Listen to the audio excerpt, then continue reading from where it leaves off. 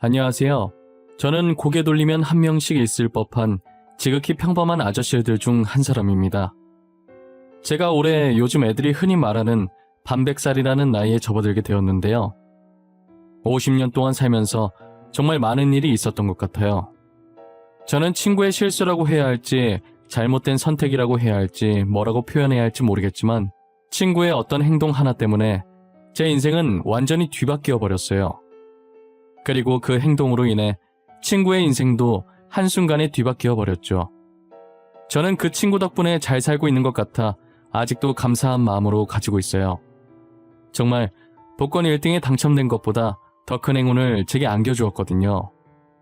그 친구가 아니었다면 제가 지금 어떻게 살고 있을지 상상이 안 가요. 제 친구가 도대체 어떤 선택을 했고 그로 인해 제 인생과 친구 인생이 어떻게 바뀌게 됐는지 지금부터 여러분들께 들려드리려고 합니다. 저는 살아오면서 늘 제 삶이 불행하다고만 생각했었어요. 부모를 선택해서 태어날 수 있는 것도 아니었고 연애도 제가 원해서 했던 게 아니었거든요. 제가 5살 때쯤 부모한테 버림받고 줄곧 할머니 품에서 자랐었어요.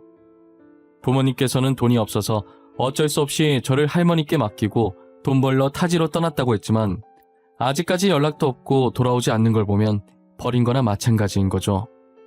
보통 가난하면 친구들한테 놀림받고 왕따 당하기 일쑤였지만 다른 애들과 저는 달랐어요.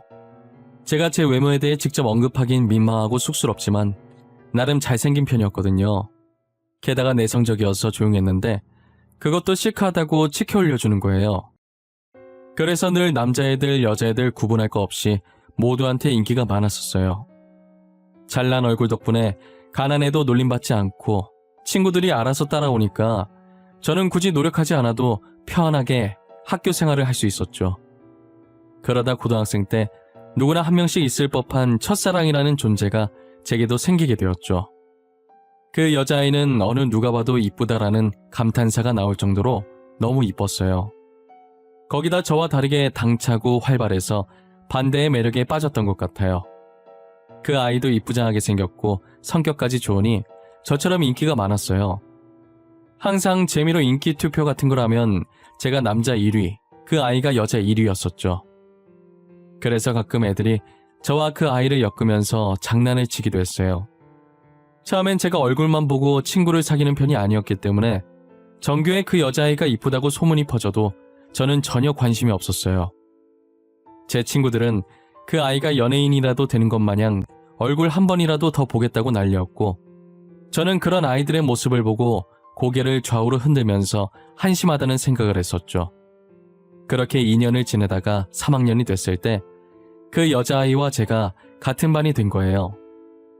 담임 선생님이 자유로운 성격이셔서 굳이 저희 자리를 마음대로 정해놓거나 그러지 않으셨어요. 저희 보고 학교 등교해서 빈자리에 앉고 싶은 곳에 마음대로 앉으라고 하셨어요.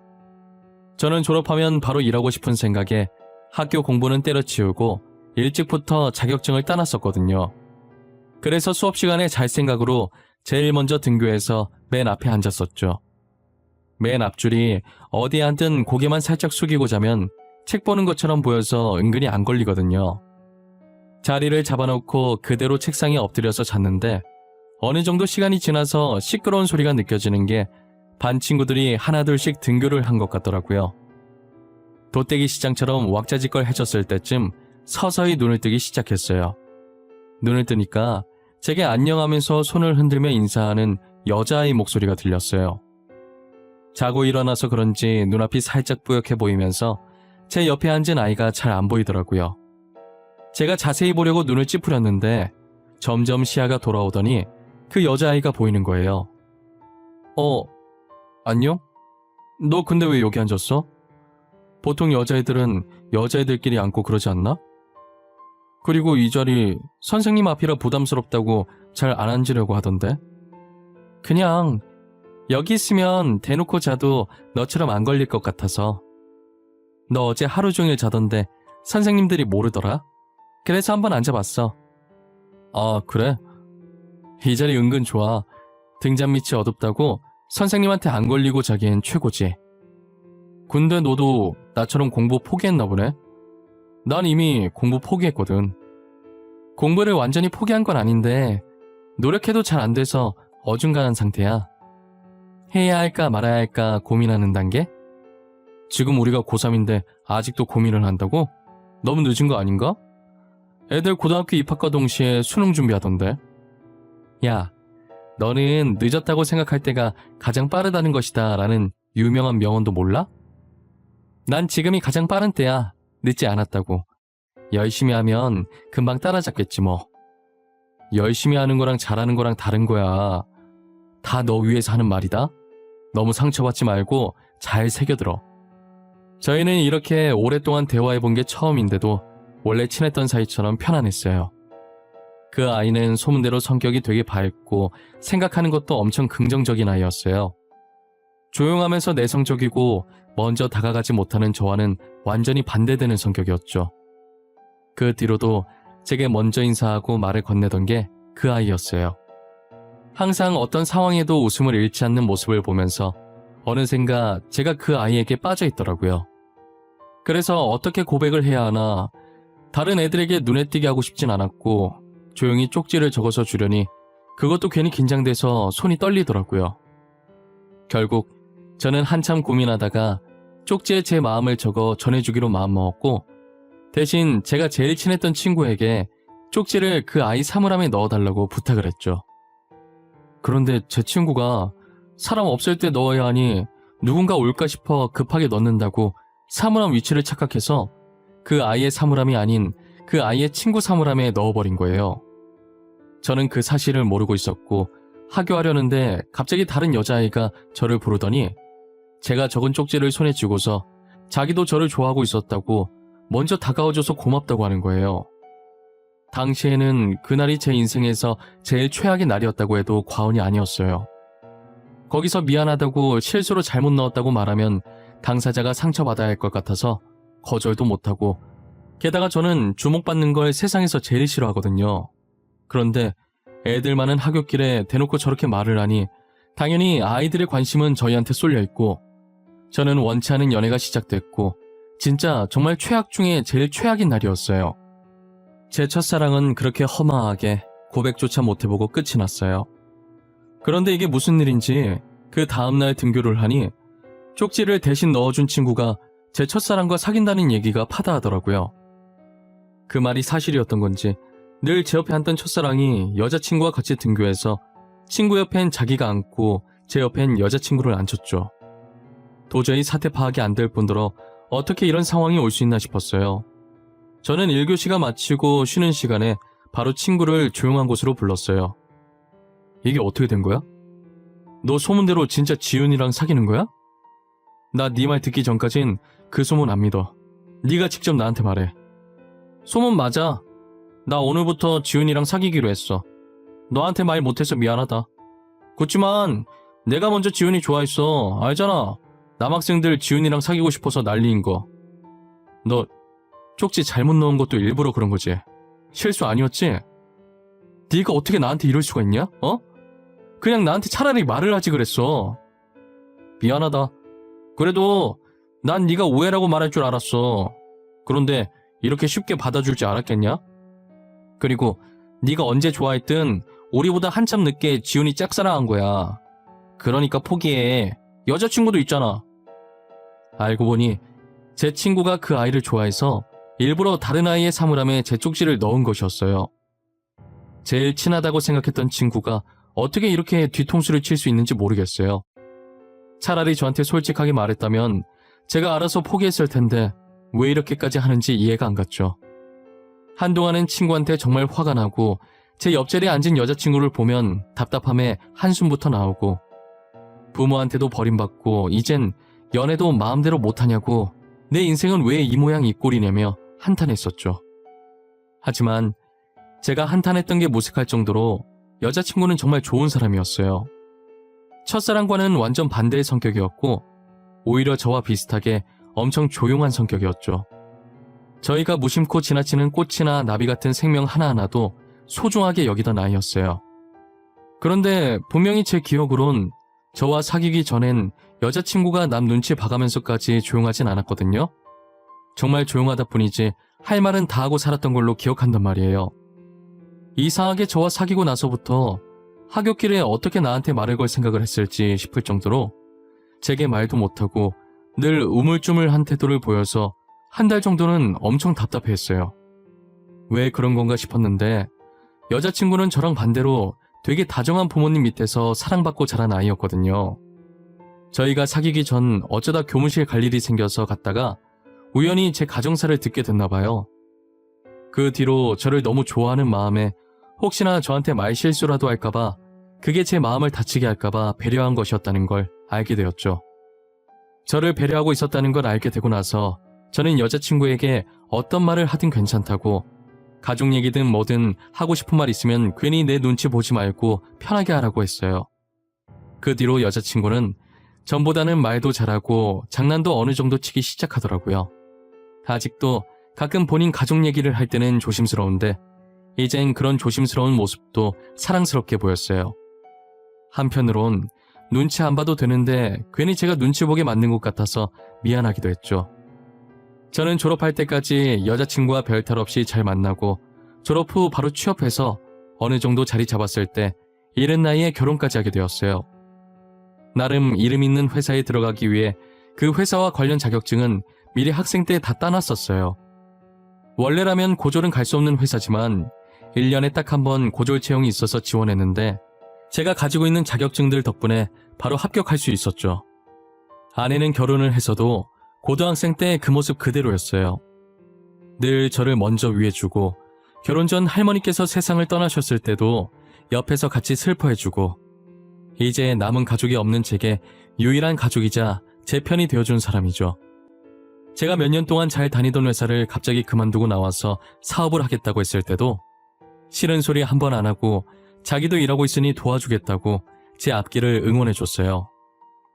지금 생각해보면 무슨 배짱으로 그랬는지 아내에게 참 미안해요. 저는 처음에 회사 나와서 그동안 모아둔 돈과 퇴직금으로 옷사업을 했었어요. 초반엔 매출이 좀 있나 싶었는데 오픈빨이 빠지니 금세 적자가 나버리더라고요. 이대로 계속 미련 못 버리면 빚덩이에 앉겠다 싶어서 제가 투자했던 돈이 다 떨어져 갈 때쯤 손을 뗐어요. 가게를 팔고 집으로 돌아왔는데 현관에 있던 거울 속 제 모습이 그렇게 한심해 보일 수가 없었어요. 뭘 믿고 회사를 박차고 나왔나 후회도 했고 아내를 볼 면목이 없었어요. 다시 가난했던 그때로 돌아가 버리는 게 아닐까 걱정도 많이 했어요. 제가 사지 멀쩡한데 아내가 벌어온 돈으로만 살 수는 없는 노릇이었죠. 뭐라도 해보려고 발버둥 치는데 아내가 대뜸 사업을 한 번만 더 해보자고 하는 거예요. 옷 사업이 망한 지 얼마 지나지도 않았는데 그게 무슨 뚱딴지 같은 소리인가 했어요. 사업을 또 하자고? 여보, 나 망한 지 한 달도 안 됐어. 그런데 그걸 또 하라는 말이야? 그러다 우리 집까지 날려먹으면 어쩌려고 그래. 여보, 이번엔 진짜 잘 될 거야. 느낌이 좋아. 나 믿고 한 번만 더 해보자. 당신 먹는 거 좋아하잖아. 우리 치킨 사업하자. 어때? 치킨 사업? 지금 널리고 널린 게 치킨인데 무슨 치킨 사업을 하자는 거야. 흔한 건 사람들이 관심 안 가져주는 거 몰라? 그렇긴 한데 전에 당신이 내 생일에 직접 치킨 만들어줬었잖아. 그거 진짜 맛있었거든. 그걸 메인으로 잡고 시작해보는 것도 나쁘지 않을 것 같은데. 제가 결혼하고 얼마 안 됐을 때 아내 생일에 치킨을 만들어준 적이 한 번 있었어요. 어렸을 때 제가 치킨 먹고 싶어 할 때마다 비싸다고 할머니께서 직접 만들어주셨었거든요. 언젠간 할머니께서 제 곁을 떠나고 안 계시면 만들어 먹으려고 레시피를 받아둔 게 있었어요. 그걸 보면서 아내한테 해줬는데 시중에 파는 것보다 맛있다면서 너무 잘 먹는 거예요. 저는 제가 해준 거라 맛없어도 맛있게 먹어준 줄 알았는데 그걸로 사업까지 하자고 할 줄은 몰랐어요. 할머니께서 당시 저한테 알려주신 치킨 레시피가 3개 정도 되는데 만약 사업을 시작하면 하나를 먼저 내보고 성공하면 나머지 2개도 하나씩 풀어야겠다는 생각을 했어요. 아내는 자신이 먼저 해보자고 한 거니까 자기가 사업비 주겠다고 그동안 아내가 악착같이 모은 돈이 들어있는 통장 2개를 제게 내미는 거예요. 제가 망설이고 있자 아내가 제 손을 가져가더니 제 손바닥 위에 통장들을 올려놓더라고요. 나한테 미안해서 돈 못 받는 거지? 그럴 필요 없어. 당신은 무조건 잘할 거야. 내가 장담할 수 있어. 그러니까 나 믿고 시작해. 당신은 두렵지 않아? 만약에 망하면 이 돈은 다 날아가는 거잖아. 당신이 그동안 어떻게 모은 돈인데. 해보지도 않고 왜 망할 거라는 생각부터 하는 거야? 저번에 사업 망한 것 때문에 그래? 사업이라는 게 원래 한 번에 되는 게 아니야. 그래도 겁이 나. 망했던 적이 있으니까 더 겁이 나. 처음 옷 사업했을 땐 전적이 없으니까 자신감이 넘쳤는데 지금은 아니야. 겁먹지 마. 내가 옆에서 이렇게 응원하잖아. 당신 잘할 수 있어. 확실해. 이번엔 꼭 성공할 수 있어. 분명 잘할 수 있을 거라고 자기만 믿고 해보라며 아내는 처음으로 단호하게 자신의 의견을 내보였어요. 아내가 제게 준 돈은 어릴 때 받은 용돈부터 지금까지 일하면서 모아온 자신의 전 재산이었어요. 그 돈이 어떤 돈인지 누구보다도 잘 알고 있었기에 더 망설여진 것이었지만 결국은 아내의 뜻대로 다시 한번 도전해보자는 마음을 먹었어요. 정말 운 좋게도 사람들이 많이 다니고 위치도 좋은 곳에 싼 값으로 임대가 나온 거예요. 저희는 더 생각해볼 것도 없이 바로 계약을 하기로 했어요. 저는 할머니 레시피 하나만 가지고 무작정 사업에 뛰어들었어요. 어떤 일이든 첫 술에 배부를 순 없는 것이니 초반 매출은 살짝 저조하긴 했죠. 그래도 사람들이 많이 다니니 재료값 정도는 벌었고 적자가 나는 수준은 아니었어요. 기본적인 메뉴들은 잘 팔리는데 할머니표 치킨은 다들 선뜻 도전하지 못하더라고요. 아무래도 먹어본 적 없는 치킨이니 돈 내고 도전하기가 쉽진 않겠죠. 그래서 자주 오시는 분께 한번 시식이라도 해보라고 조금씩 드려봤어요. 처음엔 친구들끼리 서로 먼저 먹어보라고 떠밀었어요. 그러다가 동시에 먹어보기로 합의하고 포크로 찍어서 같이 먹더라고요. 인상 찡그리면서 치킨을 넣더니 몇 번 씹어보곤 표정이 풀리는 거예요. 저는 그 순간이 예전 회사에 입사할 당시 합격 통지를 기다리는 것보다 더 떨렸어요. 혹여나 맛없다고 하면 어쩌나 속으로 얼마나 조마조마했는지 몰라요. 손님은 뭘로 만든 거냐고 처음 먹어보는 맛인데 맛있어서 깜짝 놀랐다고 하는 거예요. 그 소리에 다른 테이블에서 한참 메뉴 고르고 있던 손님이 호기심에 할머니표 치킨을 주문했죠. 그렇게 하나둘씩 할머니표 치킨을 먹어보곤 입소문이 타서 이젠 줄 서서 기다릴 정도로 장사가 잘 됐어요. 한 번은 경쟁업체에서 치킨 비법을 알아내려고 저희 가게에 알바로 들어온 적도 있었어요. 하지만 할머니표 치킨은 알바에게 레시피를 알려주지 않았었고 이미 레시피가 제 머리에 있어서 들고 다닐 일이 없었기 때문에 레시피가 적힌 종이도 찾지 못하고 몇 주간 허탕을 쳤었죠. 제가 우연히 화장실에 갔다가 알바가 다른 사람과 내통하는 걸 듣고 가게에서 쫓아냈어요. 그 뒤로 아무리 바빠도 알바를 쓰지 않았고 대신 처제 부부가 저를 도와주곤 했어요. 사업 성공한 지 얼마 지나지 않아 겹경사로 아내가 임신을 하게 되었어요. 제가 벌어오는 돈으로도 충분히 생활이 될 것 같아서 아내는 일을 그만두고 태교에 전념했죠. 그 뒤로도 저희 가게는 단골 손님도 많아지고 멀리서 찾아와서 먹는 손님들도 생겼어요. 가게는 좁은데 손님은 갈수록 늘어서 한참을 고민하다가 확장 이전을 하기로 했어요. 혹시라도 손님들이 찾을 때 불편함 없게 이전 가게와 이분거리에 있는 곳으로 옮겼어요. 확장 이전을 하니 건물이 더 커진 만큼 손님들도 더 늘기 시작하는 거예요. 아무래도 가게 확장됐다는 소문을 듣고 이제 가게 커졌으니 언제 가든 자리가 있겠다 싶어서 너도나도 오신 것 같았어요. 저는 손님들을 밖에서 힘들게 기다리게 하는 것이 늘 마음에 걸려서 기다리시는 분들께 종이컵에 아기 입에도 쏙 들어갈 정도의 조그만 치킨 몇 개를 담아드리곤 했어요. 그게 또 소문이 나서 서비스 좋다고 사람들이 더 몰리는 거예요. 그렇게 저는 체인점도 몇 개 내게 되고 그 사이에 아내는 눈에 넣어도 안 아플 이쁜 딸을 낳았고 나중에는 본사라고 불리기엔 아직은 많이 부족한 정말 소박하고 조그맣게 사무실도 하나 만들게 됐어요. 아무래도 가게가 늘어나니 식재료 발주 넣고 지점들을 관리하는 사람이 있어야 할 것 같더라고요. 이제 저는 각 지점별로 지점장을 고용하고 주방에서 손을 뗐어요. 그렇게 처제 부부와 함께 사무실에서 일을 하기 시작했고 돈과 관련된 업무는 제 아내가 하고 있었죠. 할머니표 레시피는 비밀이라 제가 사업하면서 친하게 지내게 된 분의 공장에 소스를 맡겨서 매일 오전에 각 지점마다 배포했어요. 계약할 때 비밀보장 각서를 썼기 때문에 레시피가 누설될 걱정은 없었어요. 그렇게 2년 후 다른 레시피로 또 치킨을 신메뉴로 출시했고 그 치킨도 반응이 되게 좋았어요. 신메뉴를 첫 출시할 때 하루에 각 지점별로 20마리 한정으로 판매를 했었어요.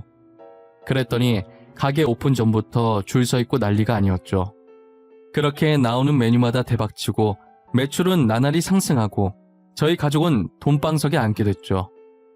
전세만 살던 제 인생에서 신축 아파트로 이사가게 되는 날이 올 줄 몰랐어요. 이렇게 좋은 일만 생겨도 되나 싶을 때쯤 정확히 6년 뒤 아내와 제 사이에 문제가 생기기 시작했어요. 최근 들어 아내가 자꾸 사무실에 안 나오고 어디론가 사라지더라고요.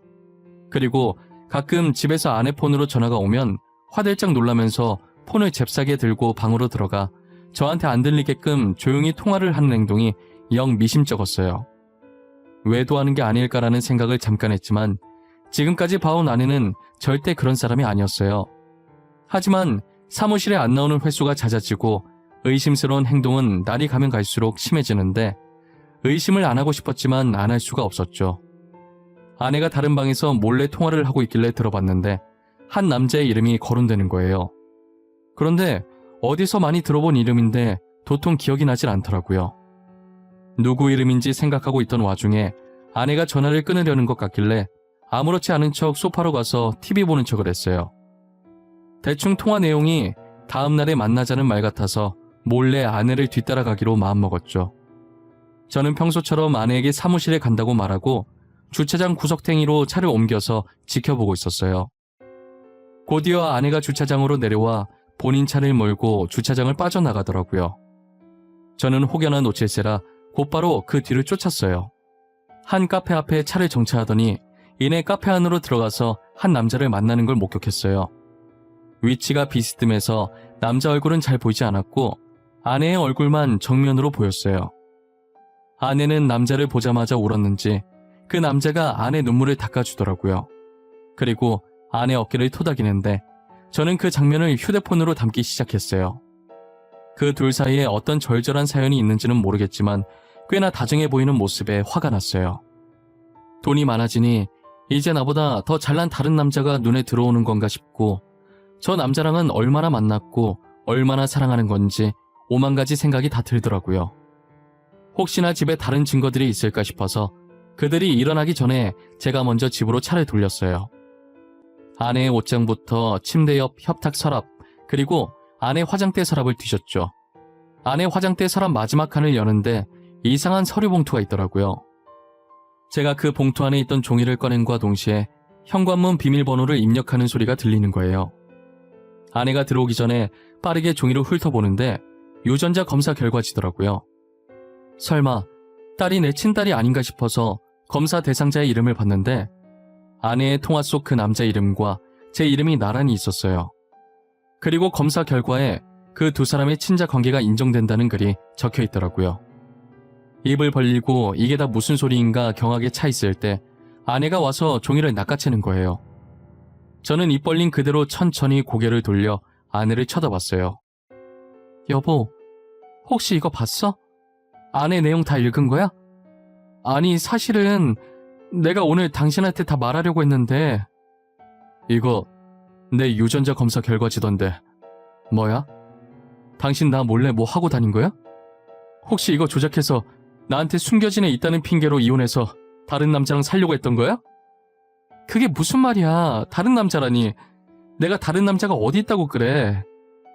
나 당신 말곤 다른 사람 남자라고 생각해 본 적도 없어. 진짜야. 내가 오늘 똑똑히 봤어. 증거 사진까지 있다고. 내가 직접 보여줘야 바른 대로 말할래? 여기 봐. 당신 맞잖아. 당신 왜 이 사람 보고 울었는데? 누군데 이 사람이 당신 눈물 닦아주고 있는 건데? 그런 거 아니야. 그 사람 당신 아버지야. 당신 어릴 때 할머님한테 맡기고 도망가셨던 친아버지라고. 알고 보니 그동안 아내가 계속 사무실 비웠던 게 다른 남자 만나려고 그런 게 아니라 어렸을 때 저를 할머니께 맡기고 도망갔던 부모님을 찾고 있었던 거였어요. 제가 카페에서 본 아내 눈물 닦아주던 사람도 제 친아버지셨던 거고요. 그리고 그 유전자 결과지도 저와 제 친아버지의 유전자 검사였어요. 저는 그것도 모르고 아내가 외도했다고 의심한 게 너무 미안해서 눈물이 멈추질 않는 거예요. 아내는 괜찮다고 자신이 말 안 했으니 당연히 그런 오해할 수 있는 거라고 너무 미안해하지 말라고 저를 다독여주는 거예요. 제가 항상 처가댁에 가면 아내와 장인, 장모님의 사이좋은 모습에 티는 안 내도 내심 부러워했었거든요. 제 곁엔 아내밖에 없지만 아내는 제가 없어도 든든한 부모님이 옆에 계시니까요. 근데 그걸 아내가 눈치채고 있었는지 안쓰러운 마음에 제 부모님을 찾아주고 싶었다더라고요. 그리고 운명이라는 게 진짜 있는 건지 제가 아버지 이름을 처음 듣고 익숙하다고 했었잖아요. 왜 익숙한가 했더니 아버지께서 저희 회사랑 협업하고 있는 공장 대표셨어요. 저랑 직접 만나서 계약까지 했는데 세월이 많이 흘러서 서로 못 알아보고 있었던 거죠. 저는 5살 때 할머니한테 맡겨졌으니 당연히 기억을 못했고 아버지께서는 오랫동안 저를 못 봤으니 제 어릴 때 얼굴을 기억을 못하고 계셨던 거예요. 이름만 기억하고 계셨는데 저랑 계약하면서 자신의 아들 이름이랑 똑같다는 생각을 잠깐 하셨었대요. 그래서 제 이름을 보고 이제라도 아들을 찾아봐야겠다는 생각이 드셔서 유전자 등록을 해놨는데 최근에 아내가 제 유전자를 등록하면서 유전자가 일치하다는 연락을 받고 만나게 된 것이죠. 아버지께서는 더 빨리 찾았어야 했는데 너무 늦게 찾아서 미안하다며 눈물을 보이셨어요. 저는 이제라도 다시 만났으니 괜찮다고 하면서 아버지를 달래다가 같이 울어버렸네요. 아내도 제 뒤에서 저희 모습을 보고 조용히 눈물을 훔치고 있었어요. 셋이서 30년 동안 못했던 얘기들을 한참 하다가 아버지께서 전화를 받으시더니 다음에 어머니와 함께 오겠다고 하시면서 먼저 자리를 뜨셨어요. 저는 아내의 손을 꼭 잡고 연신 고맙다는 말만 반복했어요. 아내는 이제라도 가족을 만나서 다행이라고 앞으로 행복할 날만 남은 것 같다고 했죠. 그러다 문득 사물함에 쪽지를 잘못 넣어준 친구 생각이 나더라고요. 여보, 나는 요즘 당신이랑 결혼해서 참 다행이라는 생각을 해. 사실 당신 사물함에 넣었던 쪽지 말이야. 다른 애한테 넣으려던 거 친구가 당신 사물함에 넣은 거거든. 아, 거기에 또 숨은 비밀이 하나 있지.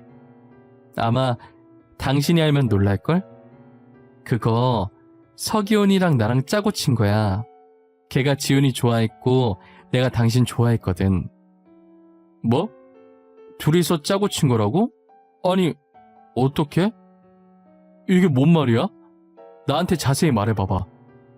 당신이 서기훈한테 먼저 쪽지 주고 사람 없을 때 넣겠다고 2시간 뒤에 넣었잖아. 그래서 내가 몰래 서기훈한테 그 쪽지 나한테 넣으라고 했어. 지훈이랑 잘 되게 해주겠다고 하면서. 알고 보니 고등학생 때 쪽지 사건의 전말이 친구와 아내가 짜고 친 고스톱이었어요. 친구는 제 첫사랑을, 아내는 저를 짝사랑하고 있었고 둘의 모종의 거래가 있었던 거죠. 그리고 그날 저녁에 바로 친구와 제 첫사랑이 이어질 수 있게 작업을 쳤던 거고요. 그런데 아내도 제가 자기랑 연애할 줄은 몰랐었대요. 쪽지 잘못 넣은 거라고 할 줄 알았는데 사귀게 되니 처음엔 꿈인 줄 알았다더라고요. 그래도 저희가 어떻게 만났든 아내를 만나게 도와준 친구에게 너무 고마웠어요. 옛날 얘기하니까 저와 아내는 그 둘의 근황도 궁금해지더라고요. 건너 근황을 알게 됐는데 둘은 저희보다 더 오래 연애했는데 연애하면서 헤어지고 다시 만나기를 반복하다가 어찌저찌 결혼까지 갔었나 봐요. 첫사랑이 이쁘고 성격이 좋아서 인기가 많다고 했었잖아요. 저는 인기가 많았어도 아내 한 명만 바라봤었는데 첫사랑은 저와 반대로 이 남자도 만났다 저 남자도 만났다 한마디로 얼굴값을 하고 다닌 거죠. 친구와 첫사랑 사이에 애까지 있었는데 결국 애는 친구가 키우기로 하고 이혼을 했다더라고요. 친구는 그날 제 쪽지를 아내 사물함에 넣은 것에 대해 두고두고 후회하고 있다고 해요. 이제 와서 후회해봤자 이미 일은 벌어졌고 이게 다 자업자득인 거죠. 그리고 첫사랑은 돈 많은 남자랑 재혼했다가 최근 또 이혼을 했다는 소식을 들었어요. 감히 제가 예상해보는데 그 아이는 앞으로 재혼과 이혼을 반복할 것 같다는 생각이 들어요. 언젠가는 그게 다 자기 업으로 돌아와서 부메랑 맞는 날이 오지 않을까 싶네요. 하루빨리 정신 차렸으면 하는 마음이 커요. 저는 지금 아내와 딸과 함께 너무너무 행복한 하루를 보내고 있어요. 앞으로도 저희 가족 앞에 이렇게 행복한 일만 가득했으면 좋겠어요. 여러분들 앞에도 저희처럼 행복한 날들만 가득했으면 좋겠네요. 제 긴 이야기 들어주셔서 감사합니다.